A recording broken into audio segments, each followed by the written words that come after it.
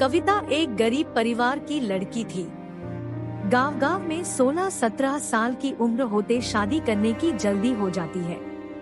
कविता की शादी करवाने के लिए उसका परिवार जल्दी में था, क्योंकि उसकी 2 छोटी बहनें थी। उसके पास भी शादी करने के अलावा कोई चारा नहीं था।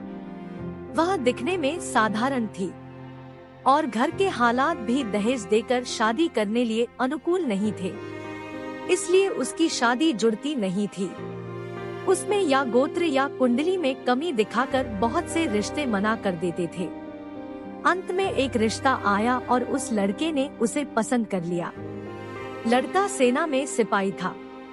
बुजुर्ग लोगों ने शादी करने पर नाराजगी जताई और कहने लगे कि लड़का अपनी पत्नी को समय नहीं दे पाया और कल शहीद हो गया। तो पिता ने बेटी से पूछा।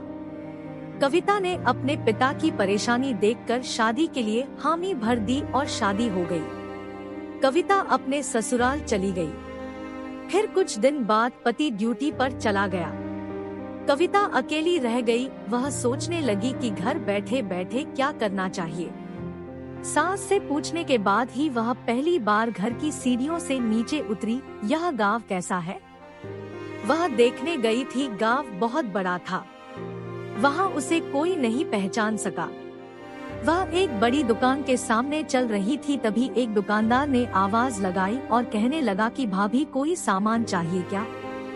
उसने दूर से नहीं कहा। कुछ दूर पर एक किसान अपने खेत का कृषि सामान लेकर शहर की ओर जा रहा था। उस किसान ने कविता को सलाम किया और पूछने लगा, भाभी आज यहाँ कहाँ? इस पर कविता ने उससे कहा, आपको क्या करना है, मैं कहाँ भी जाऊँ? फिर किसान ने कहा, भाभी अगर आपको किसी भी चीज की जरूरत हो तो बस हमें बताना। धीरे धीरे कविता आधा गांव घूम चुकी थी, लेकिन ऐसे किसी से कभी नहीं मिली जिसने उससे बात नहीं की है।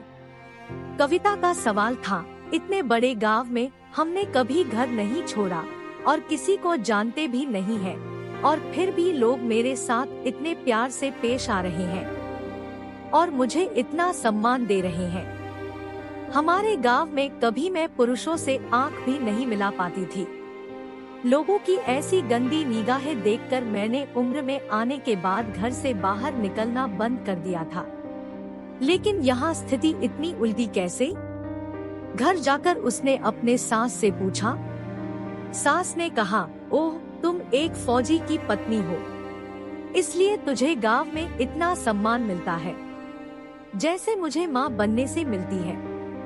यह सुनकर कविता की आंखों में खुशी के आंसू आ गए। उसका सीना गर्व से फूल गया। वह खुश थी कि उसने एक फौजी पति चुना था। दोस्तों, ऐसी कहानी सुनने के लिए हमारे चैनल को लाइक करें, शेयर करें, सब्सक्राइब करें। Thank you so much.